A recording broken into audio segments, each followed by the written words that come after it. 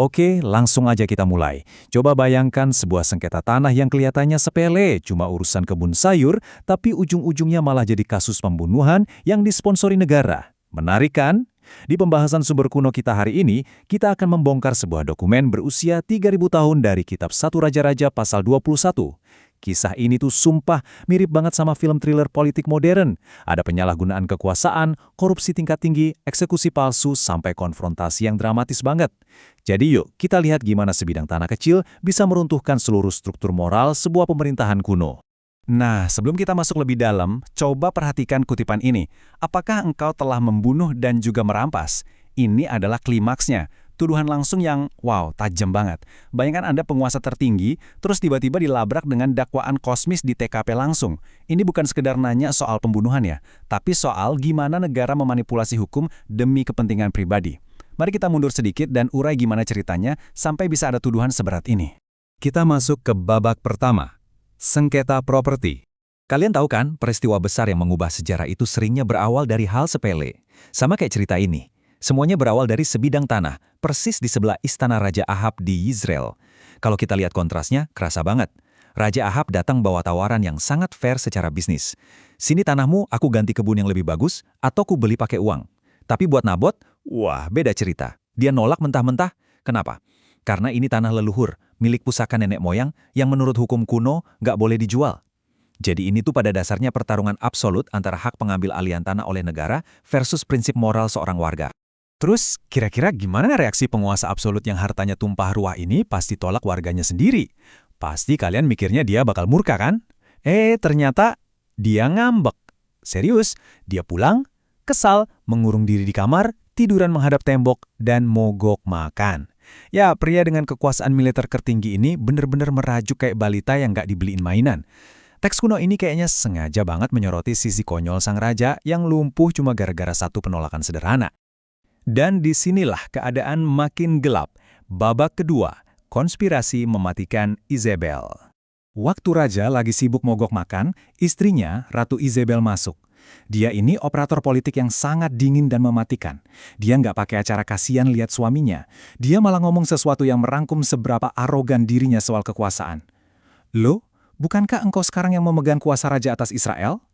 Intinya dia mau bilang, kamu kan raja, ngapain minta izin, ambil aja. Kalimat penutupnya, aku akan memberikan kepadamu kebun anggur itu.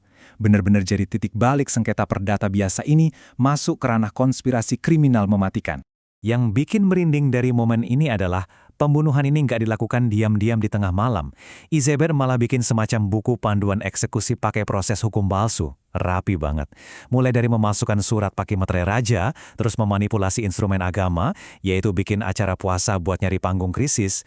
Habis itu rekayasa saksi, sampai akhirnya merancang eksekusi publik. Gila nggak sih? Ini bukti nyata gimana sistem hukum negara bisa dipersenjatai buat menyingkirkan individu yang nggak bersalah.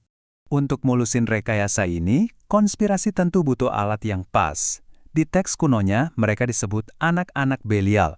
Ya, kalau bahasa kitanya sekarang, mereka ini preman bayaran tak bermoral yang tugas utamanya murni ngasih kesaksian palsu. Izebel butuh mereka buat ngefitnah Nabot dengan kejahatan ganda, menista Allah dan raja. Kenapa harus bawa-bawa raja?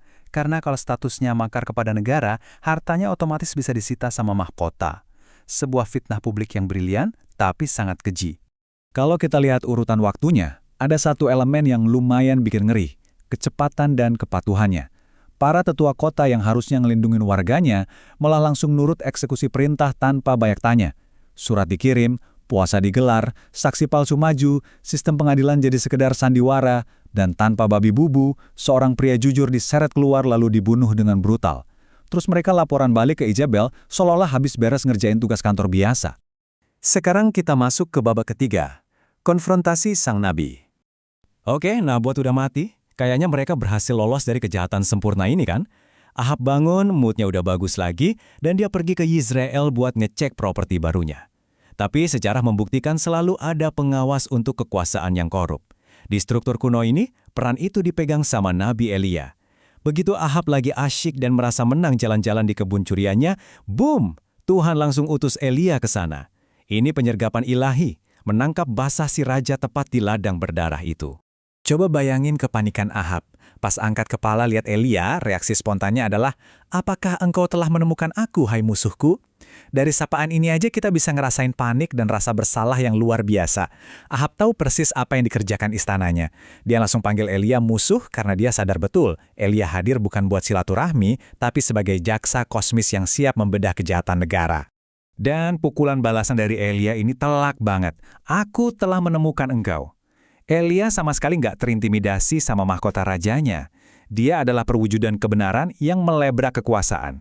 Dihancurkan ilusi transaksi properti itu dengan menegaskan bahwa sang raja sudah memperbudak dirinya untuk melakukan kejahatan.